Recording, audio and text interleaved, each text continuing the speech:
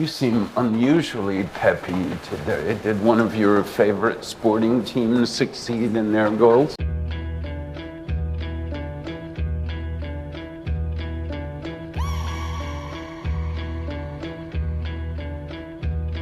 Yeah. Adab, brothers, sisters, comrades, friends, NBA fans, welcome to the Front Navab's NBA show. I'm one of your hosts, Kashif Alvi. I'm coming to you from Vancouver, British Columbia, Canada. I'm joined by Umar Ali from Toronto, Ontario, Canada. Our third host, Amir Alam from Brooklyn, New York City, New York State, United States of America. He may join us. This is camp week, so he's actually with his girls up at my sister's place in Hartford, in West Hartford, specifically in Connecticut. And so they're pretty wired these days. So he has a lot more trouble getting them to sleep. So if he can, he said he'll potentially join us midstream. This is the second week of post World Cup hangover. There is no more World Cup. We actually did record an episode prior to the World Cup semifinals, but we decided to redo it just because, especially after LeBron made his decision, there was some NBA stuff and just to go through what happened in the semifinals. And so we're just going to start first with kind of a World Cup review. Umar, just your general thoughts on the final.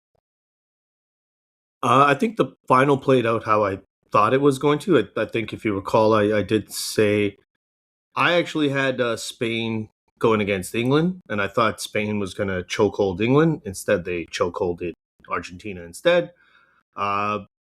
That midfield just controlled the game. They controlled most of both, even the game previously against France. Like they dominated, even though the final score may not suggest it. But I think both games they pretty much controlled everything, and they proved why they're the best team in the world.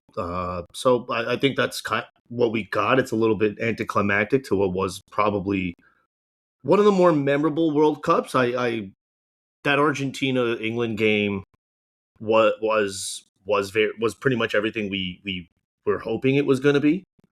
The France game kind of didn't live up to the hype that when we had going in. I think we all really liked France's chances. I'm not mistaken. I think you had France. I mean, they did look like the best team going into that. Amber and I both chose France, and it was actually quite shocking just the way Spain was able to dominate. I remember Amber did predict, though, he said that his fear was the Spanish midfield. Yeah. And that did seem to be the issue. It was basically Rodri and Ruiz taking over the match. And then also France, I thought, made some mistakes. They started Chouamani, who hasn't been playing, and then Rabiot got the early yellow, and then so that meant that they couldn't really take Chouamani off at the break and bring on the other guy. They brought Rabiot, and so now you're playing two guys, and then they more or less eliminated Elise, who I actually thought was the best player in the tournament through the quarterfinals. The final, I thought, was just a disgusting display of soccer. Like, it wasn't like Argentina. Like, I'm not even sure what they were doing out there. They weren't trying to play a football match. They were. You don't think by the second half they kind of realized their fate was sealed? Like they I don't even think in the first half they tried. Like I don't think they like. I don't understand. Like they like you're not that bad. Like this isn't a case where you're Paraguay playing France, right? Where and that's another story what we can talk about. But they made no attempt, and then you just had like it was so cynical the way they played. In terms of we're just going to foul, and hope we don't get called. And in this game, they were called. You had the one guy who came on. I forget his name. I think it's Paderas or whatever, where he just started fighting people right away. And then, of course, at the end of the match, their behavior was quite disgusting. But throughout the tournament, the Argentinian fans, like Argentina, basically, lots of questions about the behavior of both their team and their fans. And Spain and Yamal clearly wasn't 100%, and that's what makes Spain's victory much more impressive. Yeah, it was just very disappointing because you did have some quality games during the World Cup. England-Argentina was quite shocking, just because of the 12% stat. There's a 30-minute stretch where England only has the ball for 12%. They only have possession 12%, which is unfathomable in a football match in general. Played a prevent defense, like to give it a corollary. It's like for 20 minutes, which is crazy. they basically played like they were a man down, like they did against Mexico, but they weren't a man down.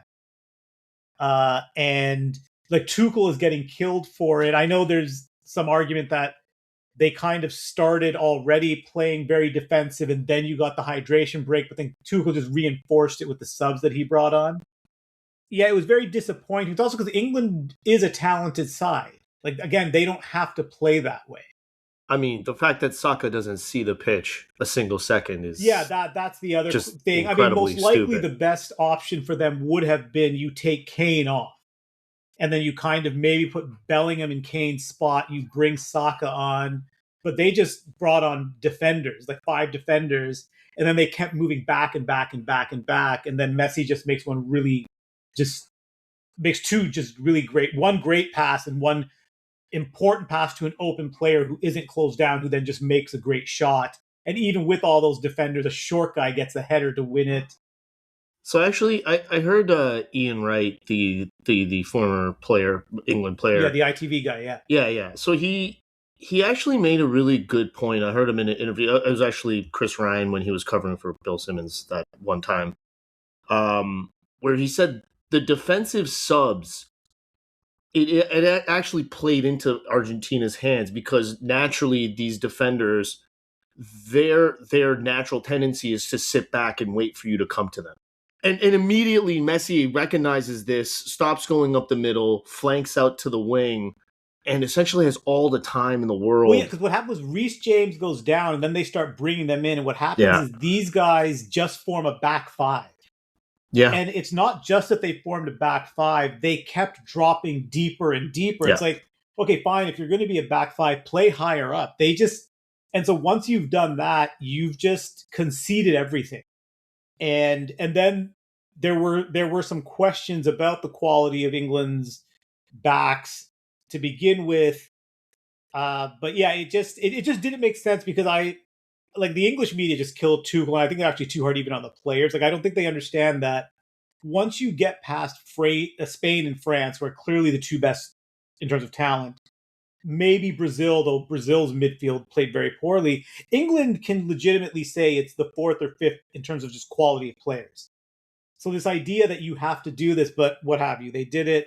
But the other stat was that they're the only team this century in semifinals to score first and lose, and they've done it twice, right? Like that, that's the big talk that's happening in English soccer is they're saying maybe there is something about the psychology of our players, and that's in addition Pressure, to like gets to them. The comment that Tuchel made that why isn't it that England doesn't have a holding midfielder who can kind of control the game? Well, they could have had one. Well, but they don't. Like, who is it? I mean, I would say kind of masquerading Saka in that position would be it, Saka's right? a wing. Like I mean, they don't have a Rodri, a Ruiz, a Phuket. Like the Spanish are the best at this, but they just never developed that type of player. And if you don't have, but then there's also the question of Tuchel. Well, if you knew that coming in, that player doesn't appear overnight. So what have you? But I think the bigger issue also is that why weren't you prepared? Because the whole thing was that you got this lead and then you immediately dropped back. So it's clear that you didn't prepare your team properly to deal with this, and then you didn't again prepare them during the high. It was just like it was a real disaster, and it made it for a shittier final because I think England would have been a better matchup against Spain. But regardless, Messi, though, I think if he hadn't ended the debate in the last World Cup, kind of ended the debate. That's a larger conversation that I think we'll wait to have with Hammer. But basically, it's the whole Messi-Ronaldo debate, which I think is it even a debate anymore? Are we really debating this? Well, I think some people still are, and I find it narratively more interesting. But that's something I think when Hammer's on, maybe we'll talk about, because I think there are some parallels to kind of even the LeBron Curry debate, but just because how Curry became a beloved figure at some point, but more so I think the Duncan Kobe debate, where really it's kind of even, and then at a certain stage, Duncan just becomes the beloved figure by people, where people are openly cheering for him, and that kind of happened with Messi post-COVID. Whereas if you ask people in 2019, it's basically a coin flip. And then once, for some reason, and I think it has to do mainly because Messi's story is more interesting because it's a story of redemption. because of just his failures, and then he says, I'm going to retire. And I think just the way the media depicts the two is that Messi is kind of a flawed figure, whereas Ronaldo's always presented almost like a Roman or Greek god type figure. In general, though, I think, would you describe the World Cup as a success? I would have to say so. I mean, obviously, I'm looking through it of a lens of someone who lives in North America where the games are. The timings worked out for me. So I'm going to say, yeah, it was good. I caught probably more games this World Cup than any other previously, just because of the way that the schedule worked out, like primetime games, even though the later rounds, a lot of the games were mid-afternoon-ish, late afternoon, which for me, my schedule wasn't too bad, but for some people, I can imagine watching a 3 o'clock game on a Tuesday or Wednesday. It's tough. Like, it's hard to get away. But the way that our city embraced it, just not, and I don't just mean like the fan fest and the fan zones. Like, if you go anywhere in the downtown core in the path, every single office tower in their food court has some sort of TV setup where there is people watching communal. It's a real. I know when I felt that the last World Cup, which was hard to believe in when it was in Qatar, that even then you kind of felt it, but this more so than I can ever say before. Like the only one I can even compare it to really is '06, and that's more so just because of Italy and the Italian presence in this city because of the way things went. But I I can't see how you don't see as it a success, though some of the news that came out today kind of makes you sick, but that's another story altogether. Yeah, I think the quality of the matches were really good, and I think the 48 teams clearly worked. What I think one thing we forgot is that a lot of times those third games in the group stage just become shit. And this time, because so many third place finishers were going to go through, those third games mattered. I think the problem was like my list was like the ticket prices were just a disaster. Where yeah, of course. I know, for example, UEFA said, I think in mid-June, that they're not doing this for the 28 euro. It's still whether they're going to do this dynamic pricing, variable pricing model for the next World Cup is questionable. But there's actually a lot of arguments saying that they're probably not going to do it because European fans won't accept it. Right, because it's a very strange relationship, because I think people don't understand. It's not just that FIFA is a private organization. All of the soccer federations are non-profit privates. And so that may change for FIFA if you've been keeping up with the story that came out today with the Kushners, right? FIFA is a for-profit private. But I'm talking about the Canadian Soccer Association, the U.S. Soccer Federation, the Mexican Soccer Association, what have you. And there is an interesting argument you can make, though, that even though it's all these, like basically it's FIFA private making an arrangement with Canadian soccer, US soccer, Mexican soccer, again, private companies making an arrangement with, hotels and stadiums, you need massive state involvement in order to deliver it. Right. And so the whole idea is that the state, basically, if the Canadian government said we're not supporting it, then they're not going to bid it. It's not that they kind of have a veto, and even the U.S. government, and that's my understanding is that had this been like a Harris administration, they may not have done this pricing model, because then the government may have come out and said, "Listen, we don't support this," because we know Scheinbaum came out against it, but there was nothing she could do. Yeah, I was going to say, like, I thought Canada also allowed this to happen. Like, it was only U.S. and Canada. It was Carney, right? Carney's a grubby little banker. Like, he supports this stuff. Scheinbaum didn't attend any games in Mexico because she openly stated, I don't like this.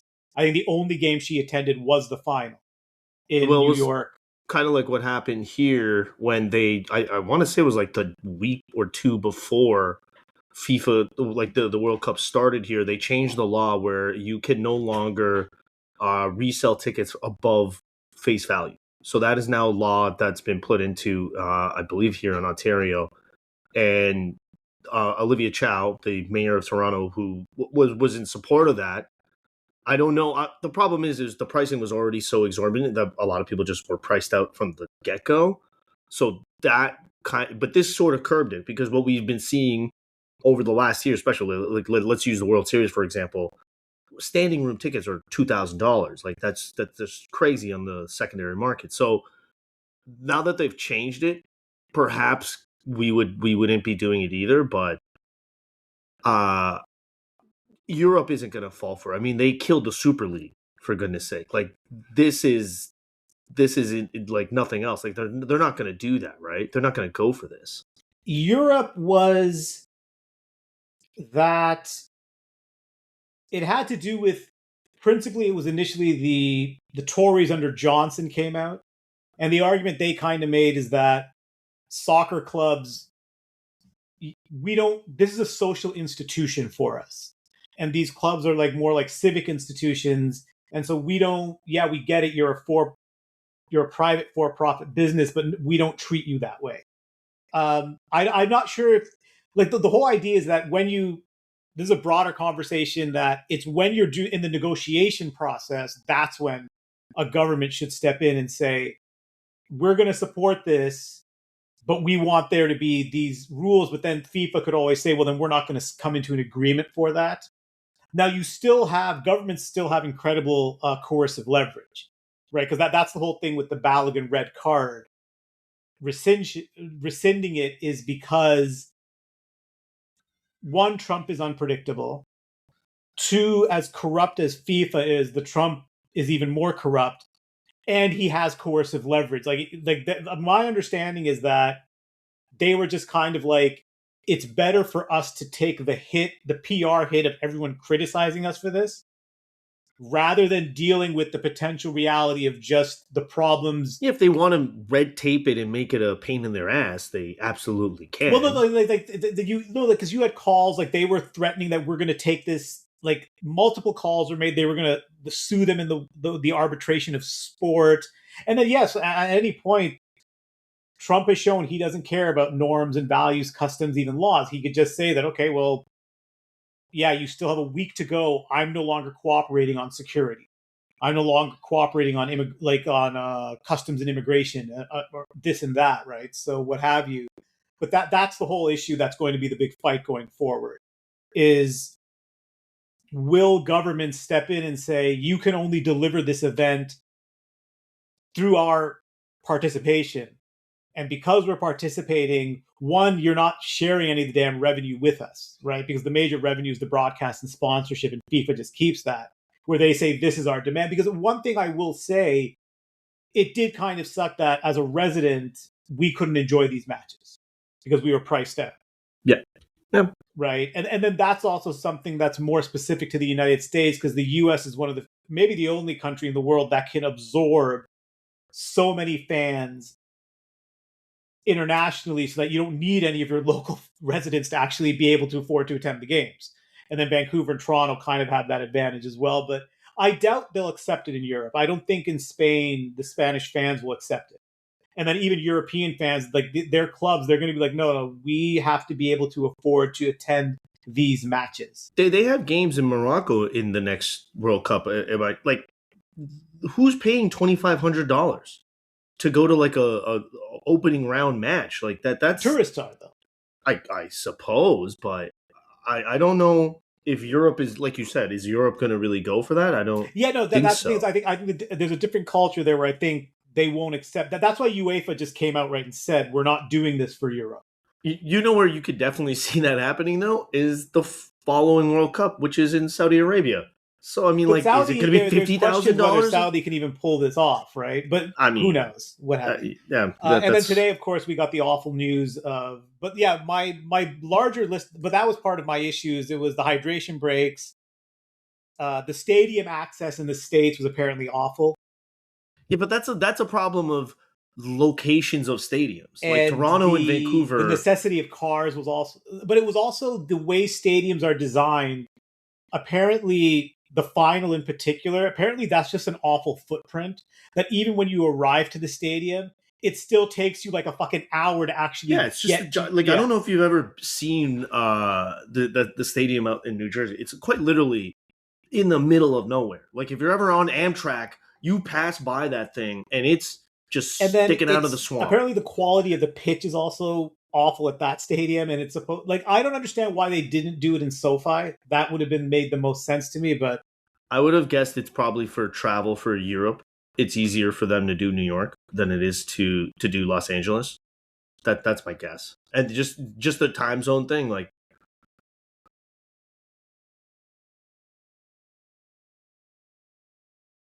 Miami's new stadium that they built for what was Miami FC, the one that they were using. Actually, no, they weren't using that. They were using Hard Rock, so maybe not. I would still use Atlanta over that. I don't know why. and then of course the biggest issue I thought was the treatment of the Iranian team, which I just don't think was acceptable. That if you're going to do this, if it was any like yeah, I just thought that was ridiculous. And then the treatment of certain fans, the Somali referee, and then the Balogun red card decision we already talked about. But even Ronaldo should have been suspended the first 2 games. They rescinded that because they wanted him to play. The Qatar player got a 5-match suspension for what should have just been, yeah, it was maybe a hard foul, but there was nothing really there. I was disappointed with Jesse March's comments throughout. It's just like, shut up and, you know. The Argentina-Egypt disallowed goal, the fact that there were no yellow cards against Argentina in that game was ridiculous. Wasn't it no yellow cards against Argentina until the final? Was it? No, I don't know about that. I know the specific. No, it was the reviews. Argentina never had a review go against them until the final. It was something like which that. Again, it's not a conspiracy theory. It's just there are certain biases and incompetences involved here. Just observations. I had the best games: Cabo Verde in Argentina, Egypt, Argentina, Mexico, England, Belgium, Senegal, and England, DR Congo. You didn't have Norway, Brazil in there? Not at the level of those games, for whatever reason. Yeah, That's fair. I thought Haaland was amazing in that game. Like, yeah, 2 brilliant goals, great. But the worst games I had: Paraguay, Germany, Paraguay, France, which I think was the absolute worst game, and then Argentina, Spain, and Argentina, Paraguay. I just thought their behavior, like, this is why no one likes playing South American teams. It's like you guys have talented players, but it's just that footballing culture is such that there's a problem. My best players I had: Mbappe, Haaland, Messi, Bellingham, Rodri, Olise through the quarterfinals, Cucurella, the Spain left back, both the Spain central backs, Messi, and then one of France's central backs also played really well. But yeah, that's kind of it. And then yes, today this announcement that they may do this, but apparently UEFA has already said they're going to take action against this. So we'll see what happens. This is something that maybe later on we can discuss with Amber, but the more I've researched into it, it just seems to lead down a spiral of you're going to sell rights to private investors, but then at what point do you stop? How much do they own? What do they expect in return? Does this mean they're going to sit on your boards, or they're going to treat it as an asset that they can also themselves start trading? It just doesn't make sense. It just seemed like Infantino's essentially trying to cash out and get as much money as he can. Well, I think it's also the fact that Kushner's involved in it, right? So it's kind of like you have, which would explain Infantino's infatuation with the Trump family if this was going to happen all along. So, but this one seems to be a bridge that's gone too far, because now you have the biggest individual federation saying, no, we're going to literally challenge you on this. And without UEFA, FIFA no one's going to care, right? If UEFA doesn't agree with it. But yeah, that's our kind of World Cup review. Generally, yes, I was not looking forward to the World Cup because of all the bullshit around it. Once it started, I think the city loved it. It was great, though I will say I was on the subway with the Colombia fans after they were eliminated, and that's a very depressing experience, being with fans from a country who has been eliminated. Like I was with them on the subway down, and it was great. They were excited. They were singing when both trains met at Main Street Science Center, but then leaving, it was just one of the worst. I had the opposite. I got to see the Portugal fans leaving the game against Croatia, so it was like I got to see them come in and I got to see them leave. And man, let me tell you, those people knew what to do when it came time to party. Like that was that, and I think one of the better moments was, and I wasn't there for it, but because when Egypt, I think won their first match or secured in Vancouver. Salah was out there in front of the stadium. He started partying with he went out to celebrate with the Egyptian fans in front of the hotel, which I think is just great. Yeah, that's the thing with Ronaldo, right? That you probably saw online, where they came to the team hotel and were just essentially serenading him to the point where the Portuguese team decided to stay an extra day to do their training session in the city to stay just because they liked it. Ronaldo will leave for another time. I just hope we don't have to He's deal not with coming him and back, his fans right? anymore. He's not. But I mean, how do you not play in the World Cup that's in Portugal? Like, that's why I think he's going to be there in some capacity. Oh, Jesus Christ! Right? Oh my God! So it's gonna be like 45. Yeah, right? like listen, when we talk about LeBron James, it's going to be the conversation. It's going to be a similar LeBron one. James isn't playing in like a Tier Z league in Saudi Arabia. So basically, free agency, I think, is over. There's just some restricted free agents we're waiting on. There may be some trades. The way we do it, so the way we're going to do it is we made a list of basically every team's rotation. We break it down to tiers. And so what we try to do is we try to go through and identify what is every team's kind of core 9-man rotation. Their 5 starters, their 6th man, and then their big wing and guard. And then we break those players down into the top tier, which is the Alpha Predator, T1 Superstar, T2 Secondary, T3 Frontline, T4 quality rotation players, and then T5 are just kind of bodies to fill out your rotation. There's only 5 Alpha Predators in the league. Giannis in the East, and then the 4 guys out West, Joker, Wemby, Shea, and Luka. But just to give an example, so the Knicks, their team breaks down. Brunson's their T1 superstar. They have Towns and Anunoby as secondary stars. They have Bridges and Hart as frontline starters, and then they have 2 quality rotation guys in Shamet, Alvarado. You can compare that to the team that probably has the best, which is the Thunder.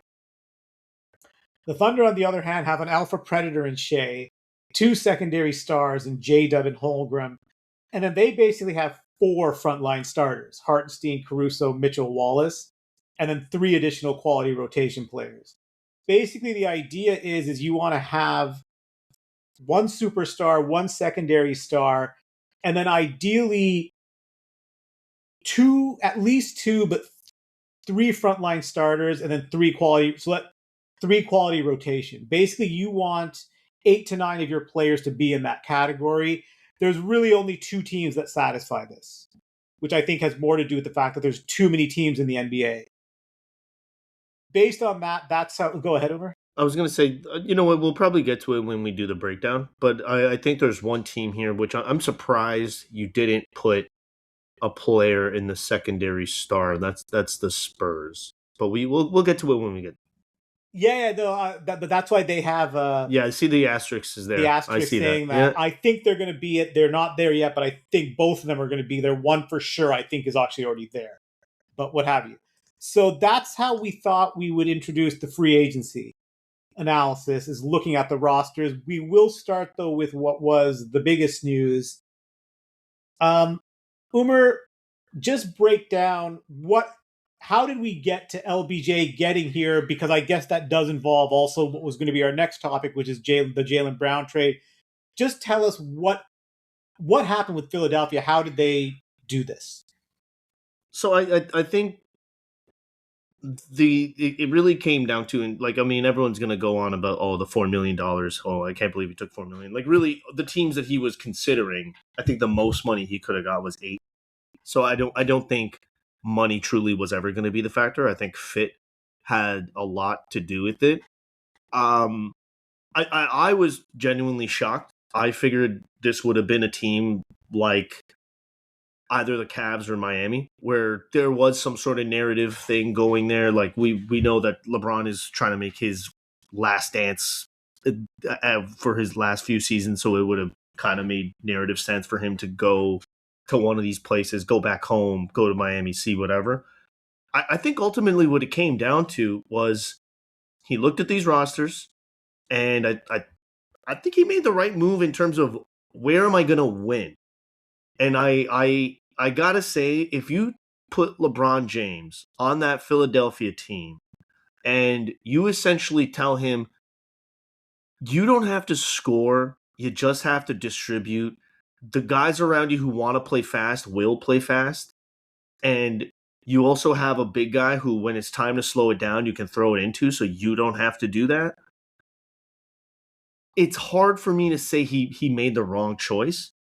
Like, I don't really know if either Cleveland or Miami is a better choice for him. I just look at this team and they have 5 guys where I don't know if there is another team that can say they have 5 guys of that level.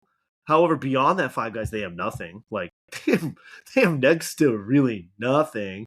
I don't know what you're going to do outside of that, but I think the Knicks just showed us. I can't even believe I like really know. Like, the Knicks actually have more quality bench players than the Sixers. So I don't know what to think here. Like, that's how we've arrived here. It's clearly LeBron James is trying to win. I don't think he's trying to do anything else, but how this team does get there, like, you're asking a lot from some guys to stay healthy and another guy to not be a head case where he just kind of quit on another team, even though he finally got the reins.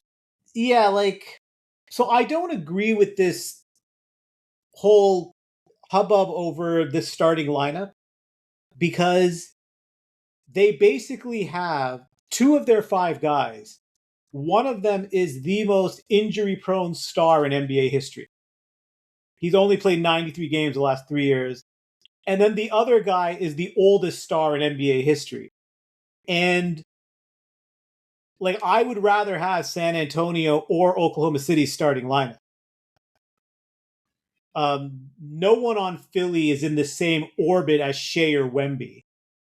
And then you start getting into, okay, I guess Maxey and Brown are better than Jalen Williams, but how good would J-Dub be if you said, hey, I don't think he's as good as Jalen Brown. Like, you can have a 35% usage doing whatever you want.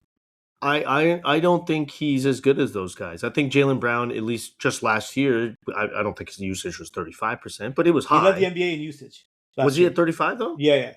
Okay. I mean, I don't think Jalen Williams could have done that.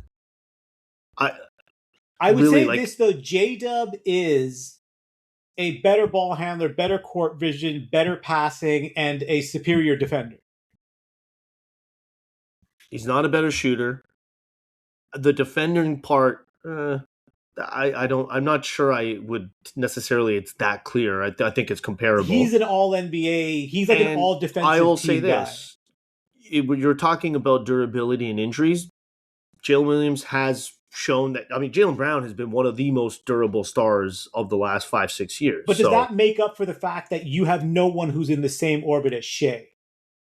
No. Right. And then the other thing I would add is, who are they? Like, again, you have to be able to defend at some level in the NBA. Like, generally speaking, if you're not a top 10 defense, you're not doing anything. This team will not be a top 10 defense. They at best will be. They were 17th. They could be 15th. They could be 15th in the middle. That's not getting you anywhere. And even if you look at them on offense, right? They were 23rd in 3-point shooting last year. Adding Brown and like replacing George with Brown doesn't improve your 3-point shooting, and adding James actually makes it worse. You don't think having 2 guys like that though would increase your spacing? Well, this is what you have to assume, is that because you now have basically 5 guys who can attack the basket at will, if other guys are willing to set up, they're going to get open threes. So wouldn't that be Jalen Brown? And I'm assuming this is going to be the Edgecombe. That's going to be the evolution of Edgecombe. Edgecombe has to do this. Edgecombe has no choice. Right. He's obviously the last rung on the ladder. He's going to have to make that corner 3. Like that's my issue, is that it all looks very good, but I think we're forgetting that James and Embiid aren't the guys who their accomplishments say they are. They're very different players. And then also it's the age thing. Again, like when I look at it, like even James is coming off of lowest points per game PER, VORP, win share for 48, and usage since his rookie season. All indications, like the idea that he's going to be better next year than he was. No. I don't think he doesn't need to be. No, I would. That's the thing, though. Like with the Lakers, they were still asking him to be, especially in the playoffs. Once Luka wasn't there, they're asking him to do a little bit much more than he needs. And then to. you might have the worst center power forward defense in the league. You do. That's for sure. Good thing you play in the East. It's a good thing they play in the East, right? Who's the best center they have to play? I guess the Heat, and I would imagine. The issue though is that what are you going to do in the 40 games Embiid doesn't play? Bona, a lot of Bona, right? A lot of Bona minutes, and like the advantage, like again, I still think they probably win somewhere in the low to mid 50s. Yeah, I don't think anyone's saying they're the runaway best team in the East. Forget the league. I would, in a 7-game series, take the Knicks over. Like maybe if you started the playoffs in January, I would take. Right, because here's the other thing. In the last 4 years, I looked it up. Of the 40 players who've been in the NBA Finals, who started in the NBA Finals, only 8 at the start of the year were over 30 years old. Sorry, over the last how many 4 years though? 4. Over the last 4 years. Okay. 4 years. I think so this year, Cat and Hart were 30. Gotcha. Last year, Siakam was 30. Yeah. The year before, the Celtics had Holiday and Horford, which is the closest you're going to get to James and Embiid's age. Was Kyrie Irving not 30? No, and Kyrie for Dallas, but he was at 30. Gotcha. Right, so that's like 6, and then you had Jimmy and Kevin Love. Right, Miami year. But now with Philly, you're going to have, if I'm looking at their roster... Mind you, if you go back one more year, it is Steph Curry and Draymond. And Clay. Right, no, but still... But that's the whole point, is you have to go back 5 years to find that. True. And none of those guys are as old as LeBron. And none of those guys are as injury-prone as Embiid. And I believe Jaylen Brown, is he now 30 years old as well? No, not yet. I believe he's 29. He's only 2 years older than Jason next Tatum. year will be Jaylen Brown's age 30 season. Like this coming season. Yeah, so he was 29 this past year. Okay, so he's in 2027 he turns 20. No. This year will be his age 30 2026. Season. Got you. Okay. Right? So I just don't see how you're going to go against those numbers, right? And then even if you look at it and you say, okay, well, the Warriors had it, right? Where they had the 3 guys. Right. No one on this Philadelphia team is as good as Steph Curry was in 2023. Or sorry, 22. No. Right? Like Steph was a legitimate top 5 player. But I would argue that the rest of this team is better than that Warriors team. They don't have any. They might be. Yes. In terms of their individual ability to score. Yeah. It was Jordan Poole, Klay Thompson. That Warriors team, though, was a top 5 defensive team in the league. True. They were. And they were that very good. Warriors team was an elite 3-point shooting team. This team is not going to be an elite .3 shooting team, and they're going to be at best a middle-of-the-pack defense. Where do you think they finish in the East? Let's just say regular season. You don't think they're a top 4 team? No. So I think them, Indiana, Boston, New York, Cleveland, Atlanta are all going to be low 50s to mid 50s, and I think it's going to be injury luck. You think the Boston Celtics are in that same class? For regular season record? Yeah. Right, because the one thing the Celtics... Because remember, your regular season record, the one thing we know at the Celtics will finish as both a top 10 defense and a top 5 3-point shooting team. That typically means you're going to win games in the regular season.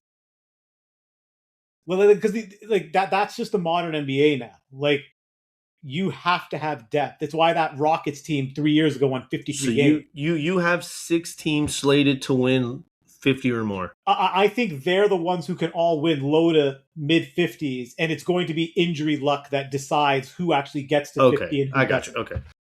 I would say I don't. I would have to just say Miami, Philadelphia, Cleveland, New York. Those teams I anticipate to be with the. I mean, obviously, if there's injuries, then that changes everything. I would say those are probably your top 4 in no particular order. The next tier of Indiana, Toronto, Boston. I mean, if the Raptors pull off this trade, I don't see why they couldn't win 50 games. You know what I mean? Like, and then same thing with Indiana. If Halliburton comes back healthy, same thing. I just But how don't. is Miami going to do this if they have no guards and no 3-point shooting? I don't think they don't have 3-point shooting though. Davion Mitchell, Andrew Wiggins are both above average 3-point shooters. They also have Tim Hardaway Jr. who shot 40% as well. Like they have. But they have 2 guys in their starting lineup who are basically, one guy is nothing and the other guy is like 31%. Yeah, but those 2 are so devastating on D. Like the thing is, if those 2 guys are Giannis and Bam, like I'm okay to live with that. Is Mitchell, is that on volume?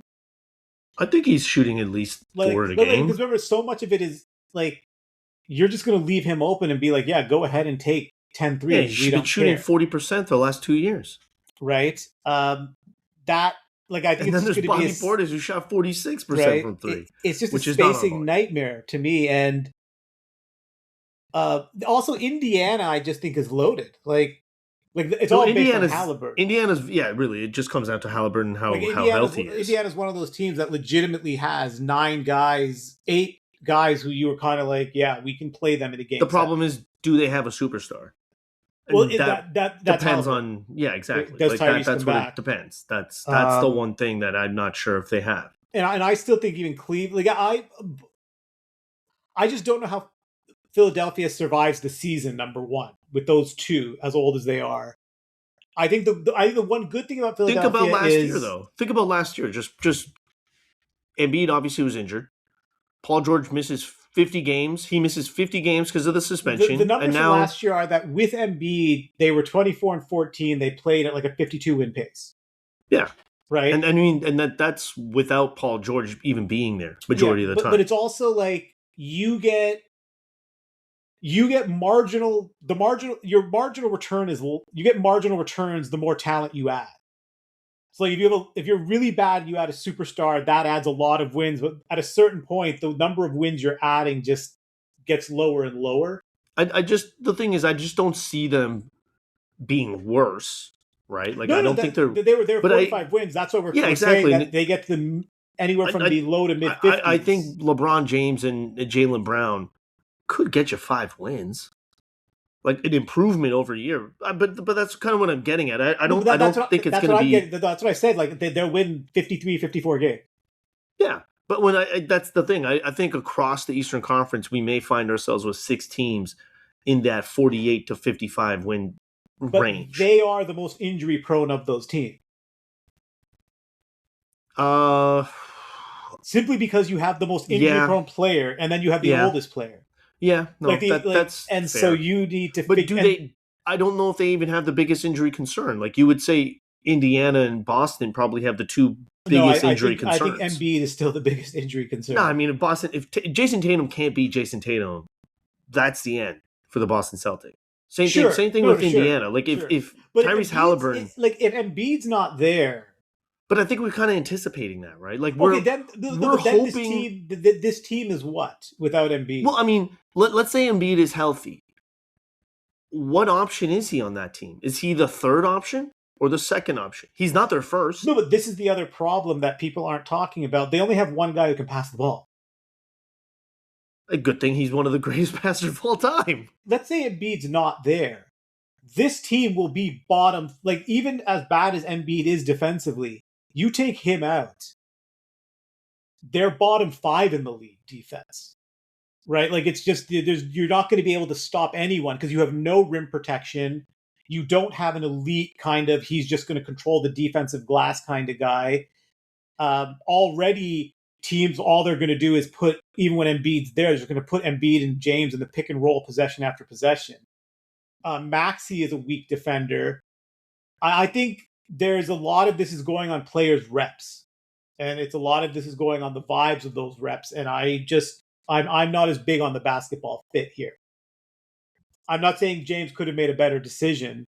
I don't think he could have, Cleveland right? would have been a smarter decision, because I think if he goes to Cleveland, there's no pressure.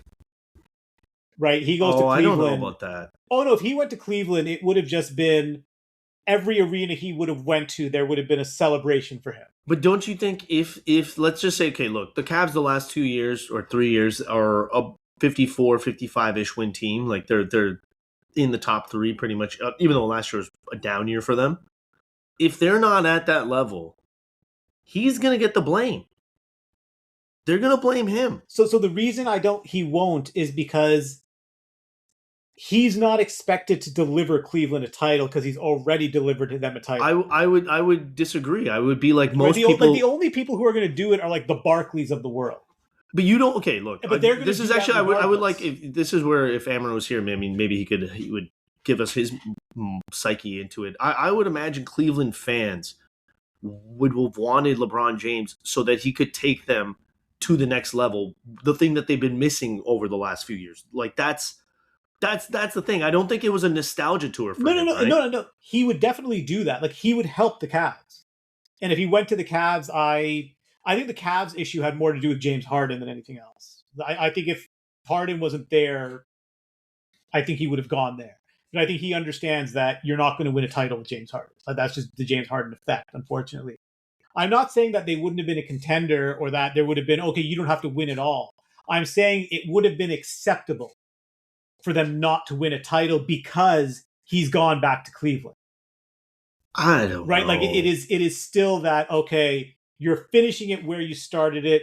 We want to win a title. We're a contender. We're going to be disappointed and upset if we don't win, but this is the way that story should end, is what I'm saying. Just as a narrative. From the narrative perspective, sure. That's what I'm saying. Whereas in Philadelphia, all anyone's going to care about is, like, the first year, I don't think people are going to expect them to win the title, but I think they're going to expect them either to be in the finals or go to game 6 or 7 of the Eastern Conference Final. I think the expectation the first year in Philly, I think it's going to be, because I think there's going to be an understanding that it's going to take time to figure this out, and maybe you need another off season then to see, okay, what do we have to add? What play, because it never really, the only guy who's ever made it happen that he goes somewhere and you go to the finals the first year is in his prime, LeBron James, but he's not in his prime, unfortunately. No, I mean, Kawhi Leonard, you don't think? Right. The 1 year he did it in Toronto, yes, but again, very different team.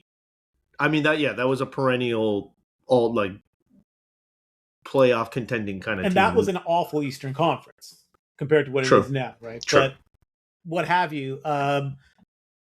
So if you were to rank the Eastern Conference power rankings, because I guess the only other major addition in the Eastern Conference was, let me just pull up my notes. We already talked about Giannis to Miami.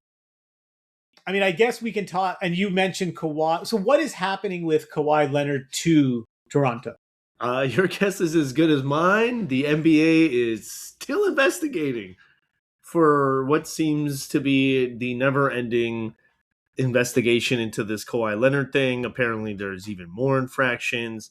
Though everything that I've read is the deal will be done eventually. It's just they haven't finalized it just because they're trying to iron out what the punishment is.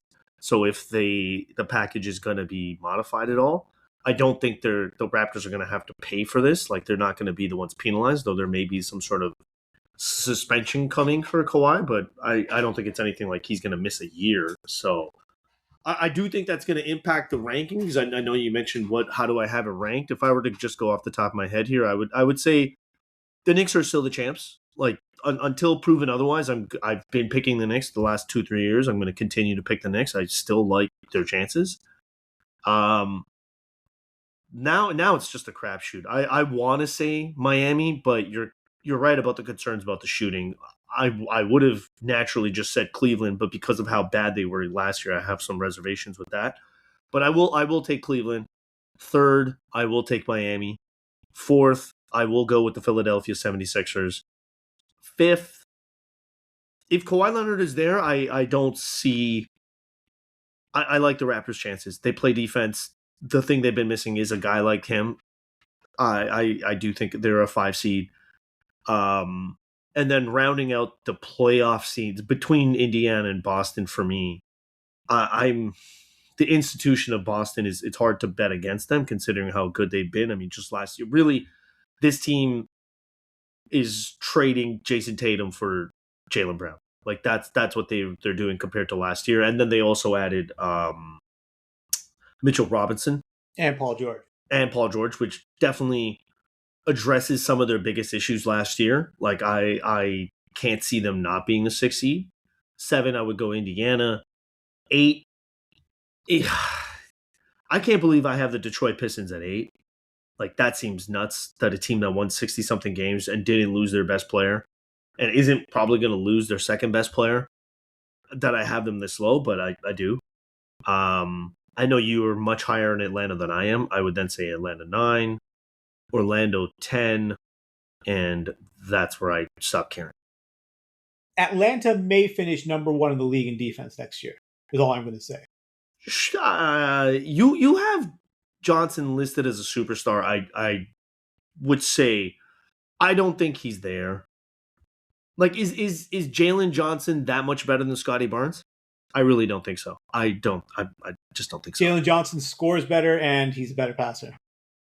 It's not even close if you look at their numbers. Defensively, I would take. Yeah, that's Barnes. fine. You take Barnes defensively over Johnson. Offensively, like it's not even a conversation. Or rebounding, it's not even a conversation. Ooh, I would say it's close. I just don't. It's not. I don't see him as like he's not Kate Cunningham. He's not Jalen Brunson. He's not Donovan Mitchell. He's just none of those guys.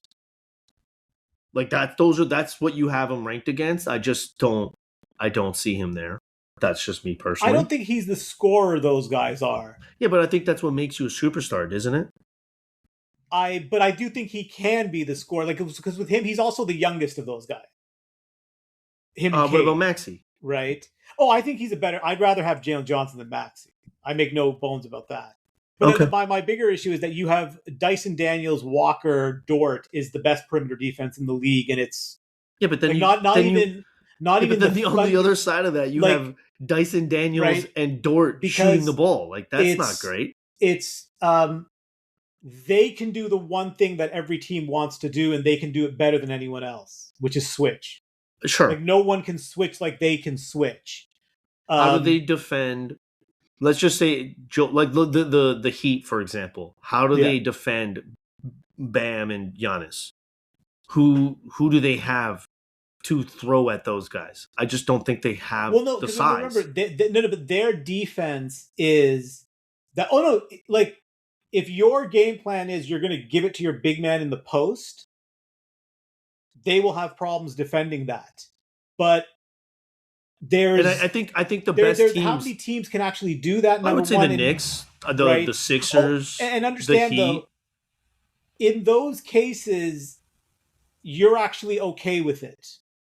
You also have to take into account their room for improvement is like New York's not going to improve for next year. Right. There's nothing they can do to improve for next year. Young teams, they get better for that reason. But the other issue is you'll give up points in the paint. Yeah. How are you driving into the paint against this team? How are you getting an open 3 against this team? How many turnovers is this team going to create? How many fast break points are they going to score? Again, I don't think they're going to win the NBA title. But teams like that do well in the regular season. Sure. Because they're young, they're athletic, they're deep, and that's it. So right? do you have them in your top 5? In the regular season, in terms of getting to the playoffs? Yeah, yes, are they a playoff team or a play-in team? No, they're a playoff team. Okay. But the problem in the East, like to me, Miami, I don't understand how Miami gets to 45 wins. And if we're talking injury prone, then Giannis becomes a huge issue there. Right. Right. I have no faith in Miami doing really, because I don't know how Spoelstra, what he can really do. Because it's kind of like you have, like, Davion Mitchell should not be starting NBA games, and he's going to have to. And he's going to have to play like 34 minutes a game. And even Andrew Wiggins, like, yeah, Wiggins was great that 1 year in Golden State. Since then, he's been kind of a marginal starter. Indiana, I'm very high on because I just think they have a loaded roster. Toronto, it all depends on whether this trade goes through.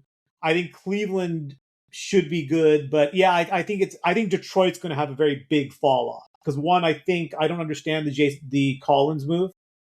I guess you're trading for a younger player who's slightly more athletic, and you think that he'll fare better running the court with Cade, but you still have the same problem you did last year, and you got rid of.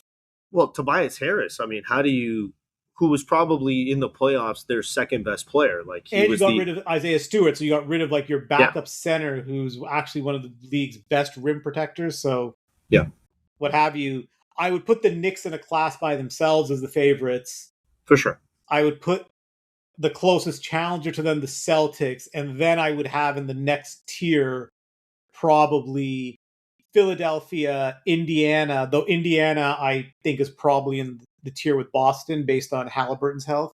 But probably Philadelphia, Indiana for winning in the playoffs is how I look at it. And then the next group would be Detroit, Cleveland, Atlanta. Though I think Atlanta will be more of a really good in the regular season, get you 52, 53 wins, and then potentially gets upset in the first round. You would have Atlanta ahead of Toronto. Even in the regular season? Yeah, even with Kawhi. I mean, that one Toronto was ahead of them last year.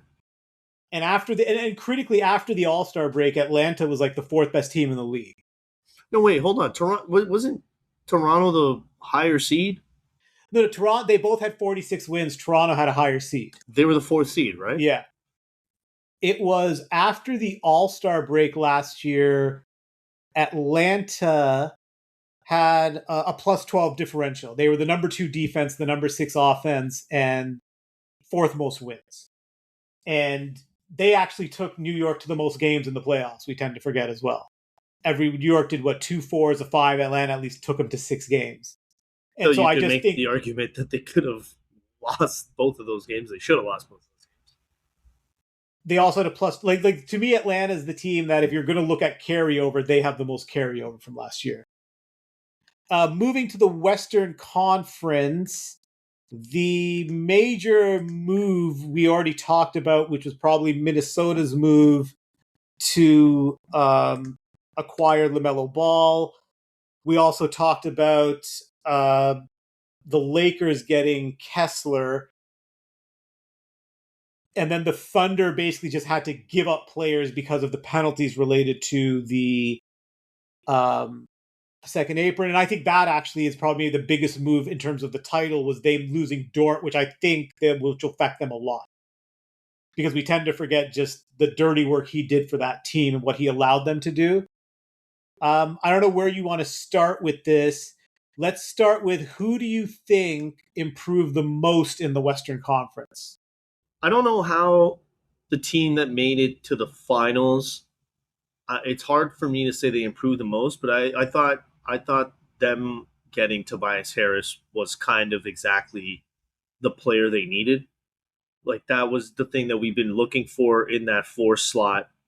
Someone who's reliable, who they can throw in there, who's better than Harrison Barnes. And Tobias Harris is clearly better than him.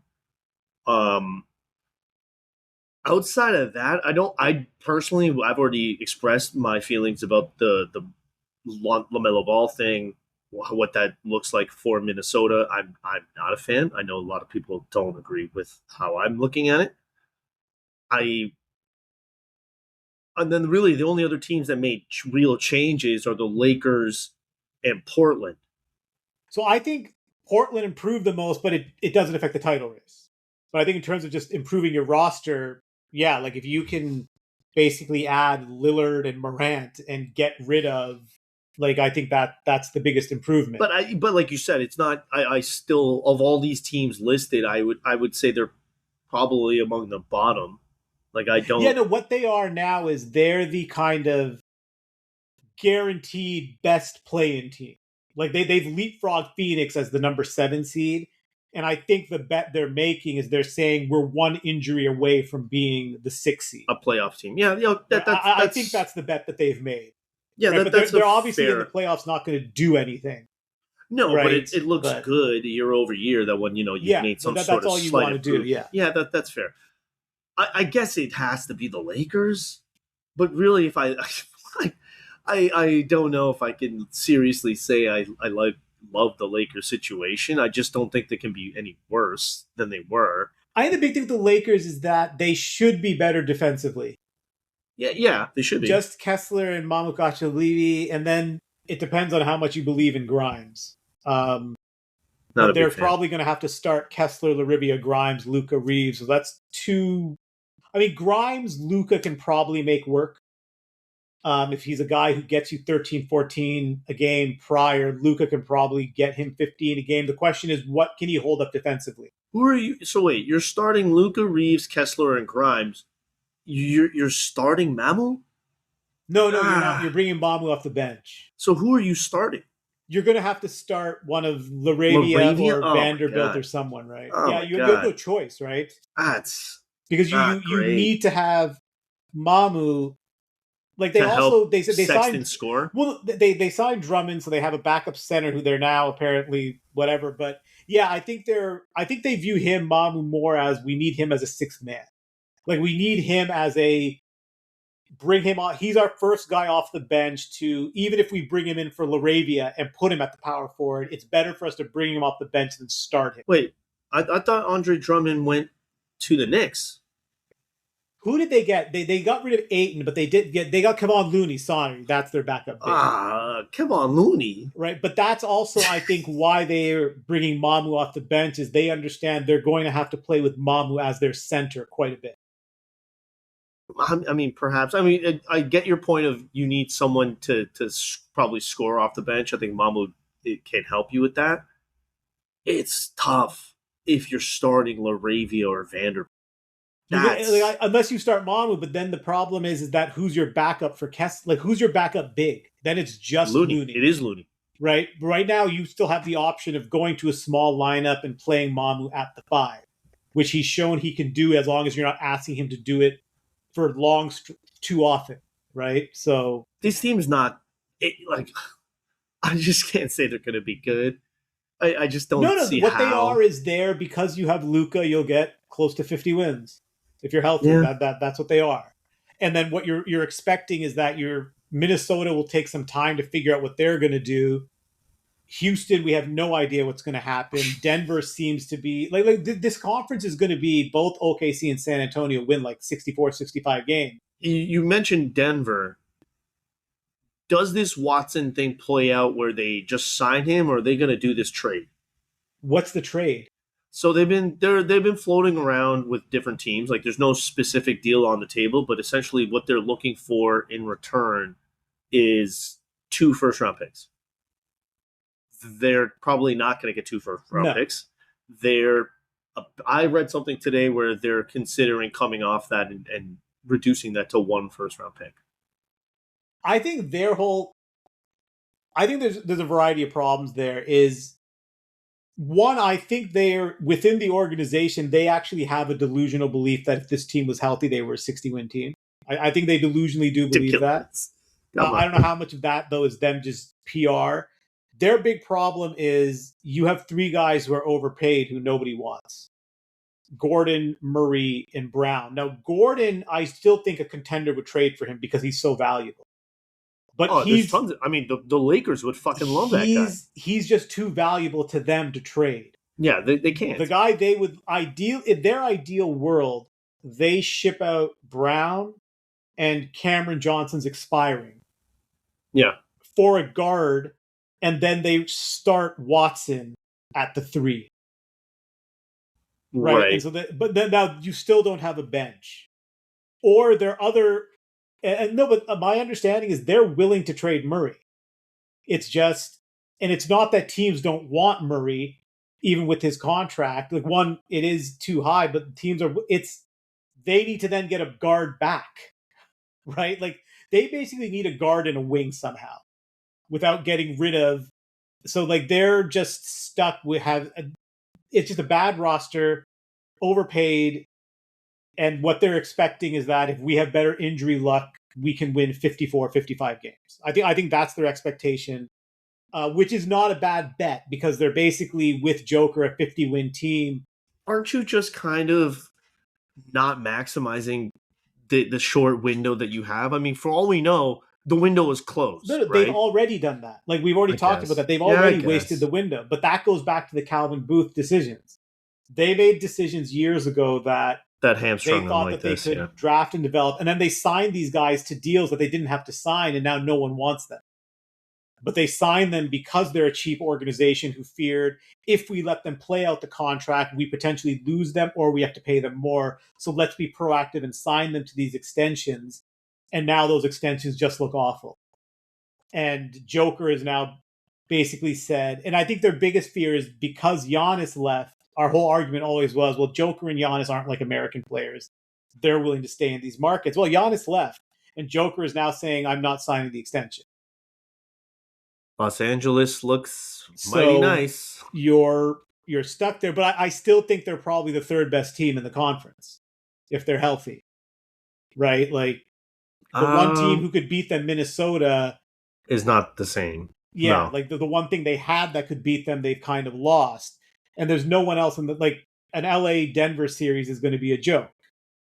Right, so and you don't like Walker Kessler's chances against the Joker. I just don't like the Lake. Like I'm with you. I'm with you. What I think is that the Thunder and Spurs win 64, 65 games. It's going to be ridiculous. Yeah. It's going to be like that year Golden State and San Antonio won like 73 and 67. They're just going to kick everyone's ass. Yeah, I wouldn't be surprised if the 8th seed is below 500 in the Western Conference. And then you're just going to have a logjam after that where it's going to be injury luck. That's going to dictate who gets to the mid to the low 50s. And again, that's what I think Portland's bet is. Portland's bet is we're young, we're athletic, we're deep. We just need one of Morant or Lillard to play at an all-star level, and we think we can get to potentially 48, 49 wins.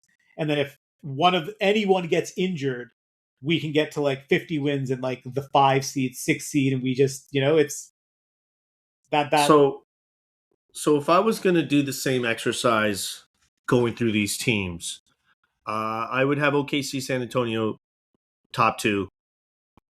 Oh, man, I guess you're right. It kind of has to be Denver. It's also because Denver has the one guy who... They have the best... Of the remaining teams, I would say he's the best player. Well, it's also he's the proven guy who can win a playoff series by himself. Yeah. Right? Like, he's like the guy... Him and Luke are the two guys who just go in. That being said, I mean, you just said it. I can't believe it. I'm going to have the Lakers 4th. I'm going to go Minnesota 5, Houston 6. As long as... If Steph Curry can play 70 games. There's no way he can. And even if he did, like... I just don't want to pick... Houston's only saving grace is they might win regular season games because of their depth. Yeah, they're young, and they have depth, exactly. I'm going to go with Golden State, Portland, Phoenix. I'll go with that. Golden State, Portland, Phoenix. I don't love that, though. I think, and this was the conversation that I think you think Castle should be in the secondary star category, I'm assuming, or Harper should be. I would have put either. I personally would have taken Harper because I think that guy's incredible. I think both will be in that category. Yep. I think San Antonio is going to have like what OKC did 2 years ago, and I think OKC will do like similarly. Like they're going to win like 65, 66 games. I think you don't think last year is going to be a lesson to them that when maybe trying to break the all-time wins record is just not the name of the game, and that you should actually be trying to... For who for last year? For OKC. I think there came a point... OKC won 64 last year, 65? Yeah, but if you remember the pace in the beginning, everyone was like, holy shit, is this team going to win 75? As the season went on, they just kind of played, they just played their way. Hurt. Well, they got hurt. Oh, no, I know, but that's the point, is that even when they get hurt, they're just so deep in the way they play, like they can just play their way to 64 wins. Do you think that they're going to be pushing for another Shea MVP type season? Like his usage was way higher than you would want That's it why I to think be San Antonio in the regular season will have the best record. because they're Because you going to saw be after the pushing the All-Star Wemby. break. Yeah. Well, no, because I think Wemby's going to win MVP next year, number one. So I think he's going to try to play for that. And I think Dylan Harper is going to try to prove that I can average like 24, 25 points a game. Castle's going to try to prove I want to be in the all defensive teams. And then I just think that team, like I would see San Antonio, I would probably say San Antonio 1, OKC 2, and then just a 10-game drop off. And I would probably pick Denver 3 because I don't think they can have as bad injury luck 2 straight years. And then just because of their depth, most likely the Lakers and the Rockets battle for 4 or 5. And Minnesota, just because of their top end talent, holds off them and Portland battle for that 6th spot. Which amazingly would give you a Minnesota-Denver first-round series again. But I don't think it matters because I think that San Antonio and Oklahoma City, unless Joker plays a heroic series, can beat everyone in 5 games.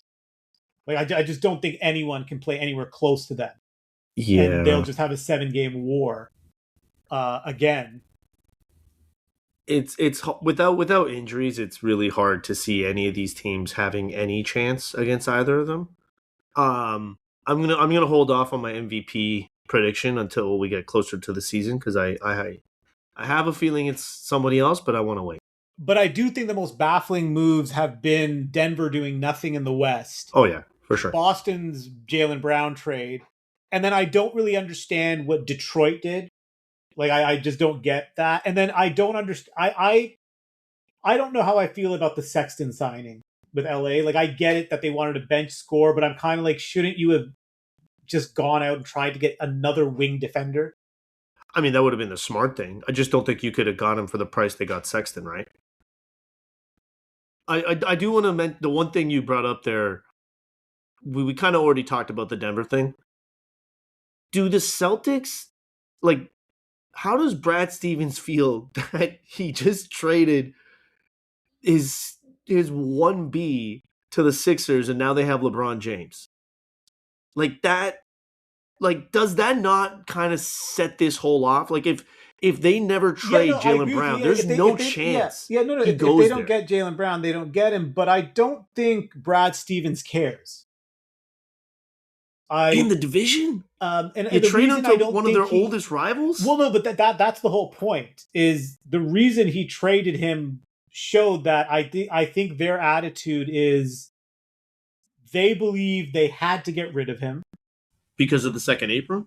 I think for a variety of reasons. I don't think there's just one. I think the second. I think they also believe that him and Tatum was not going to be sustainable anymore, and I think what they feared is Brown willing, and like Jason Tatum is their guy for whatever reason. Yeah, and so they made the decision that, and then they still have 2 first-round picks that they can still acquire something with. No, I mean, if the plan was to come off of Jaylen Brown, like, I get it. Like, I understand. But then you wouldn't have gone for Paul George. But, for example, if Denver's looking for 2 first-round picks and they're willing to take some salary in return for Watson, what if Boston was able to pull that off at some point? Like, you kind of look at that and you say, my God, like 2 first-round picks will get you something. That's the whole point. Right. And that's what I think they're waiting for, is that who's the next guy who becomes available that we can go out and grab. And most likely what ends up happening is Paul George is included in that trade as the salary that goes out, and you're basically saying, I'm giving you 2 picks, or you keep George because you say, okay, we can whatever. But I don't think that team is finished yet, is how I look at it. I don't think it matters in the West, though. And I think that's the other reason. Like, I think in terms of the team that would have used LeBron the best is Minnesota. But I think he understood that we're not going to beat San Antonio or OKC. And to get to the finals, I'd have to beat both of them. Well, the one thing I keep thinking is, so everything I've been reading about the whole breakup with the Lakers is that this was really the Lakers telling him, we're not interested. It's what we've been saying all year. This I is our know. disagreement, right? No. My point was he would stay in Los Angeles, and I honestly think had the Lakers welcomed him back and he would have taken a similar deal, And the point we were trying he to would have make said is yes. But my thing is, like, they if didn't you're the want him. Lakers, doesn't he kind of fit the role of what you need? No, because I think they just don't want to deal with the headache of him anymore. Like I just think they were like, we don't want to deal with you. Man, must have been bad. That must have been really You know, bad. it's not LeBron the player, it's LeBron the brand. No, I understand Right? that part. And- like I get, but, like for it's example, all that comes with him, right? I don't think San Antonio actually wanted. I know that there was that stupid whiteboard that San Antonio, I think their attitude was, you know what, we have a young team. The last thing we need is this guy to come in. No, They'll probably try to get our young coach fired. It would have been a circus. It would have been terrible. Yeah, and they're like, it's better that we just get Tobias. He'll fit in. We're still going to be one of the two favorites to win. That's it. And I don't know how it's going to work in Philly. Like, if Jaylen Brown I didn't want to share the would've- limelight with Jason No, Tatum, exactly. I mean, how that's is he going to share the I- limelight with Tyrese? with four and guys, like not LeBron? even one guy. It's like it's that is a fair point. Like I'm not sure. Personally, I thought it was going to be Miami. I thought the Miami fit for him and what they needed would have made sense.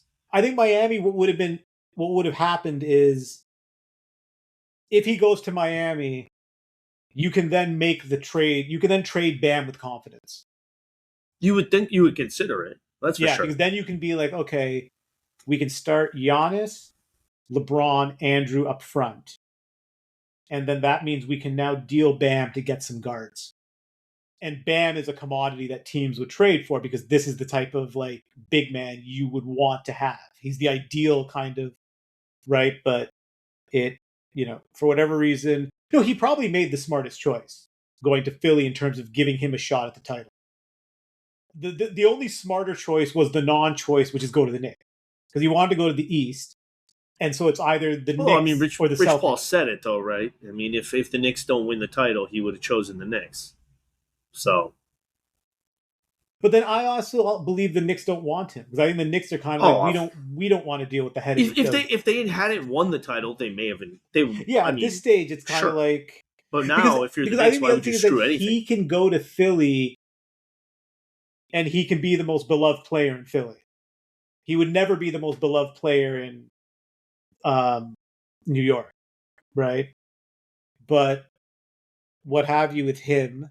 Because all the moves there, everyone's talking about the psychology of what's going to happen. I'm like, the basketball fit for us figure out. I think the one thing I will say is this is where Nick Nurse has shown in the past that he does have some unique ways of being a tactician. Like he does put players in decent positions.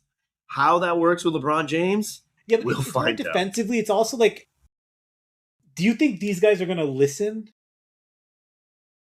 I mean, one guy's the oldest player in the league, and the other guy's considers himself the smartest player in the league.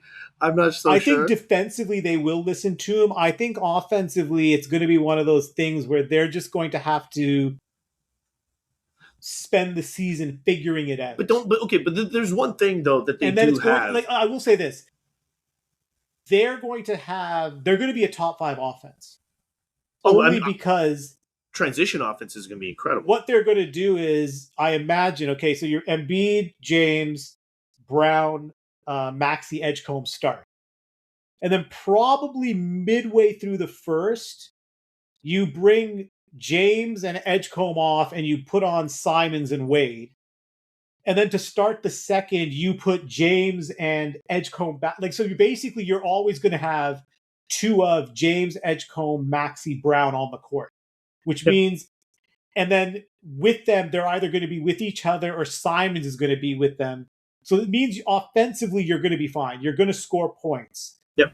The question becomes, can you stop anyone from scoring? Yeah. And then you are highly, highly, highly dependent on Simons' 3-point shooting. That's the big thing. Like they shot, I think 30. They were 23rd last year. Everyone they brought in except for Simons shoots below what they shot, right? So it's and I think the 3-point shooting it's what's changed basketball the most, is that it's made basketball more variance susceptible than it used to be. The one thing I would say though is look at the Knicks, look at the Spurs. These weren't exactly top 5 3-point shooting teams. They weren't bottom 5 3-point shooting teams. So I mean, the Spurs were number 1 in defense. No, yeah, of course, and then also the Knicks are very good at defense, and the Spurs were number 2 in offense, right? Like, and then the Knicks were number 4 in 3-point shooting last year. Oh, they were okay. Yeah. Okay. Right. Like this team shot like just look at their lineup, right? OG shot 39, McHale 37, Towns 37, Hart 41, Brunson 37. Oh, okay, the Hart 41's on like what, 3 attempts a game?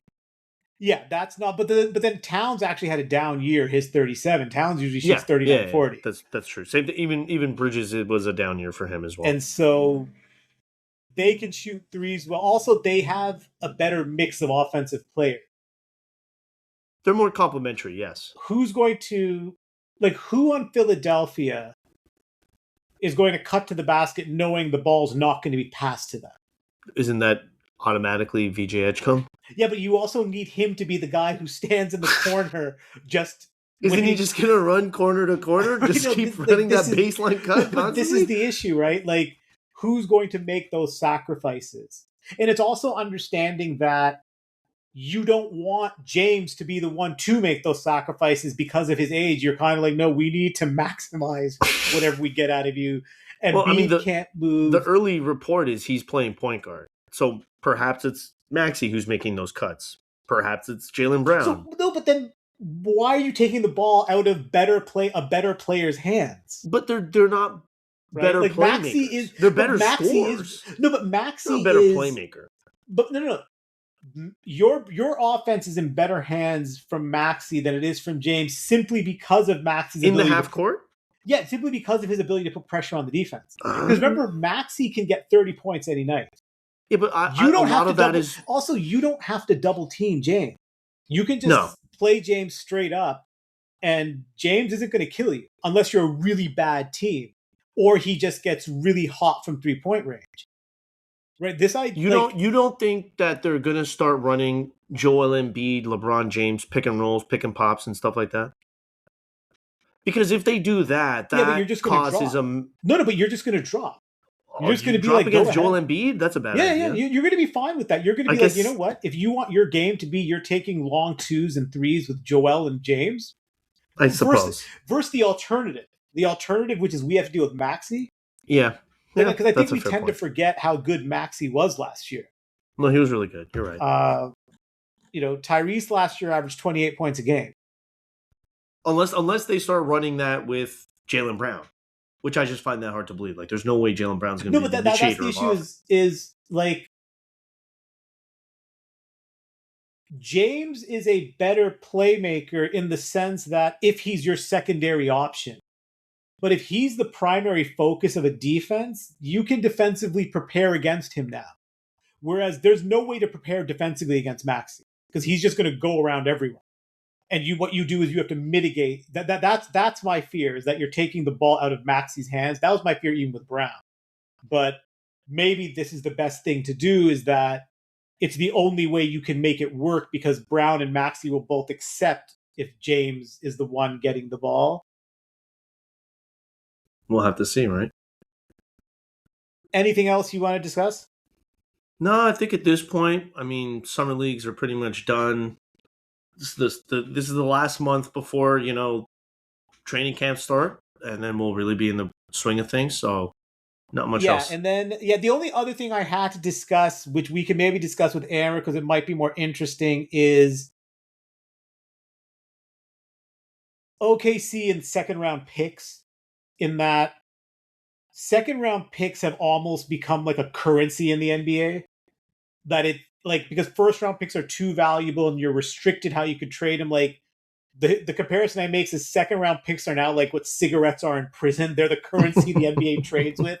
But there is something to be said over this, and maybe we'll talk about Amber with this, because we were going to talk this new CBA, what it's forcing teams to do doesn't make sense. And what you could be seeing is having all these second round picks. Maybe it's better that you fill out your roster with second round picks who are cheaper than if you're filling out your roster with veterans, because then it allows you to sign more mid-level guys, but that's kind of the stuff that I think we'll discuss next week and the week after. Is just they really need to do something, because the decisions made this offseason were all financial decisions. I think I was just going to say, considering what's going on with Jalen Duren and what we've already kind of alluded to with Peyton Watson, I think until we see a resolution there, that would probably lead us to have that conversation, right?